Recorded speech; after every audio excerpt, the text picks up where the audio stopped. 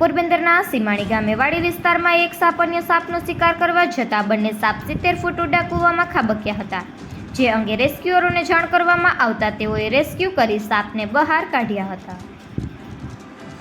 પોરબંદરના સીમાણી ગામે વાડી વિસ્તારમાં રહેતા વનરાજભાઈ ઓડેદરાની વાડીના કૂવામાં રાત્રિના સમયે સાપ જોવા મળ્યો હતો, જેથી આ અંગે તેઓએ ગ્રીન વાઇલ્ડલાઇફ કન્ઝર્વેશન સોસાયટીના સભ્યોનો સંપર્ક કરતા સંસ્થાના રેસ્ક્યુઅર નાગાજણ મોઢવાડિયા, વિવેકગીરી મેઘનાથી અને સુરેશ ઓડેદરા રાત્રિના સમયે સ્થળ પર દોડી ગયા હતા અને બેટરીના અજવાળે રેસ્ક્યુ કર્યું હતું.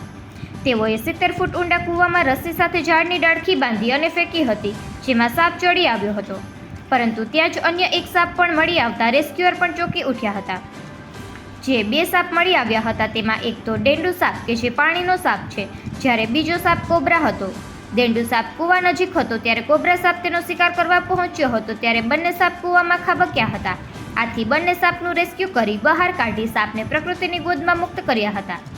રેસ્ક્યુઅરે જણાવ્યું છે કે સાપ શિયાળા દરમિયાન 3 મહિના જમીનમાં ચાલ્યા જાય છે, પોતાની સુરક્ષિત જગ્યામાં શીત સમાધિમાં પડ્યા રહે છે, પરંતુ ઉનાળામાં ગરમીના કારણે સાપ અજગર સહિત શીત સમાધિમાંથી બહાર નીકળતા હોય છે, જેથી ખેતરોમાં રાત્રિના સમયે જવાનું થાય તો સેફ્ટી બૂટ પહેરીને જવું, તેમજ સાપ નજરે ચડે તો તેને મારવો નહીં, પરંતુ વન વિભાગ અથવા તો સાપ પકડનાર સંસ્થાઓનો સંપર્ક કરવો જોઈએ તેવી અપીલ કરી છે.